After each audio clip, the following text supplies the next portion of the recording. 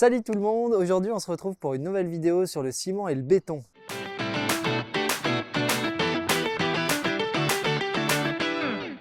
Ces deux matériaux existent depuis des centaines d'années, ils font partie de notre quotidien, mais les connaît-on vraiment? Chez Fabriken, nous organisons des stages, notamment dans la maçonnerie, sur des matériaux alternatifs. Et pour bien comprendre pourquoi ces matériaux alternatifs existent, il faut revenir aux fondamentaux et comprendre le ciment et le béton, leurs avantages et leurs impacts. C'est parti! Le ciment est un savant mélange de calcaire et d'argile chauffé à haute température pour créer le ciment.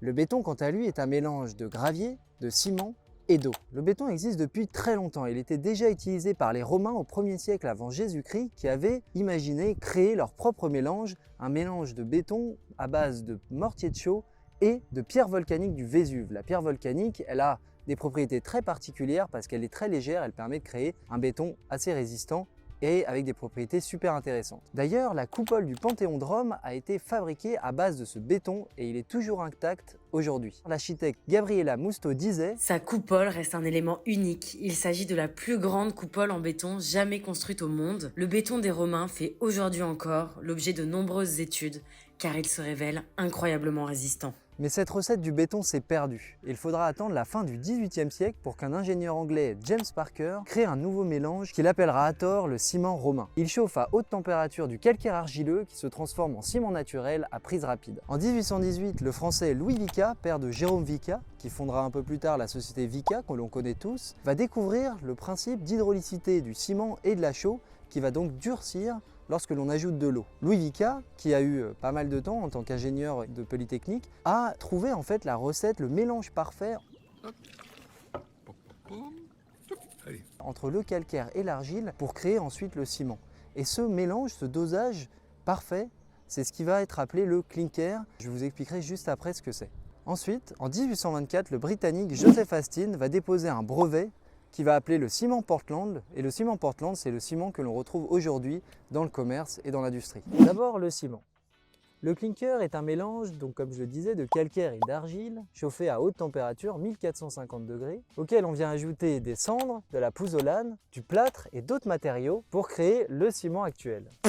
Nous parlons dans cette vidéo du béton de ciment. Et le béton de ciment, il va être préparé à base de gravier, de granulats, donc gravier et sable, de 15% de ciment et d'eau. Le ciment, il va servir de liant, puis une fois séché, le mélange devient dur comme de la pierre. Aujourd'hui, 80% des constructions sont faites à base de ciment. Le béton est donc majoritairement composé de gravier. Mais qu'est-ce que c'est réellement ? Les graviers font moins de 12 mm de diamètre, quand les sables, eux, font moins de 4 mm.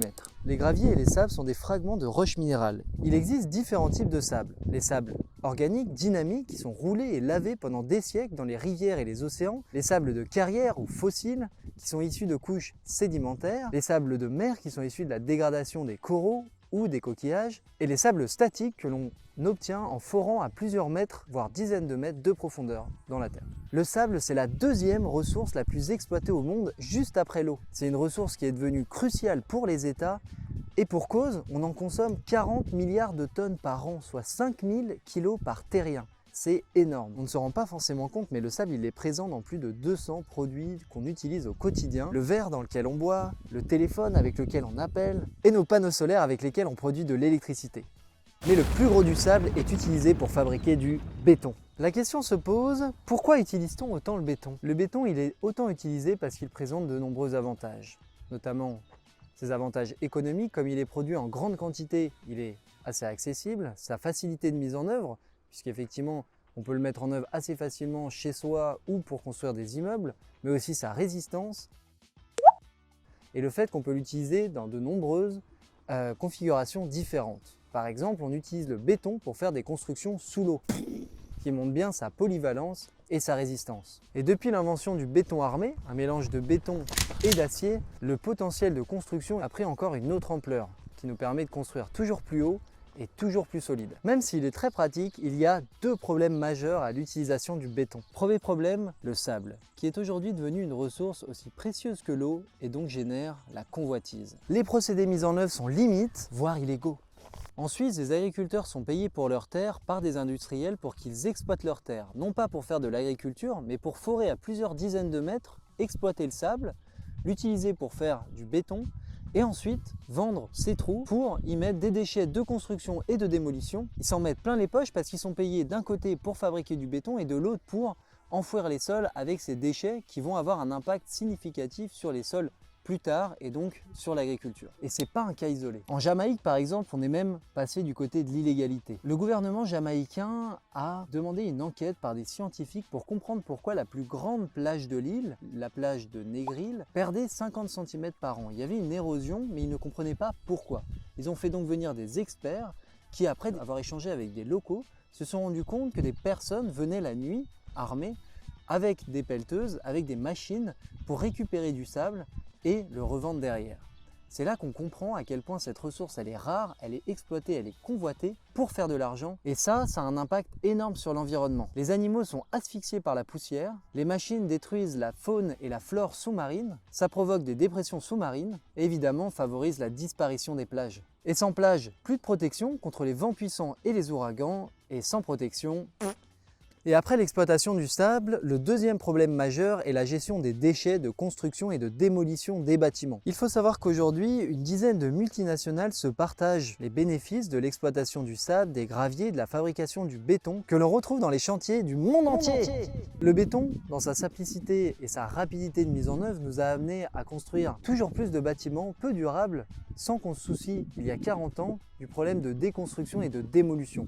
Un problème qui aujourd'hui se pose puisque la durée de vie des bâtiments est d'environ 50 ans quand ils sont en béton, si ce n'est pas moins. Les déchets dus à la démolition et la construction des bâtiments représentent 40% des déchets du monde entier. En outre, la démolition consomme une quantité importante d'énergie et produit des émissions de gaz à effet de serre. Selon l'outil Démolition-Reconstruction, la démolition d'un bâtiment de 1000 m² émet 312 tonnes de CO2. Si on compare, c'est 1,6 million de kilomètres en voiture ou 160 allers-retours Paris-New York en avion. Vous l'aurez compris, le ciment et le béton nous sont indispensables et pourtant ils présentent des problèmes majeurs sur la santé, l'environnement et le portefeuille à long terme. Mais les choses évoluent et nous recommençons à prendre exemple sur les anciennes pratiques. Nous sommes à l'aube de la construction et de la rénovation avec des matériaux alternatifs comme le bois, la chaux, le chanvre, la terre, la paille. Ces matériaux, plus durables et plus écologiques, s'intègrent dans de plus en plus de projets, mais cela prend du temps. Si ces sujets et matériaux t'intéressent, tu es au bon endroit, alors n'hésite pas à t'abonner pour ne pas rater nos prochaines vidéos. Chez Fabricable, on organise des stages sur des matériaux alternatifs comme les enduits à la chaux, le béton de chanvre,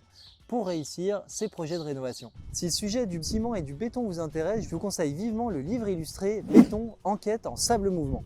Nous avons aussi écrit un livre sur le sujet du ciment et du béton, mais aussi de matériaux alternatifs pour s'en passer, comme la chaux et le chanvre. Si ça vous intéresse, je vous mets tous les liens en description. N'hésitez pas à me partager votre avis sur ces matériaux en commentaire et d'autres idées de matériaux alternatifs que vous pouvez utiliser. Si la vidéo vous a plu, n'hésitez pas à liker, la partager autour de vous. On se retrouve très vite pour une prochaine vidéo. Ciao!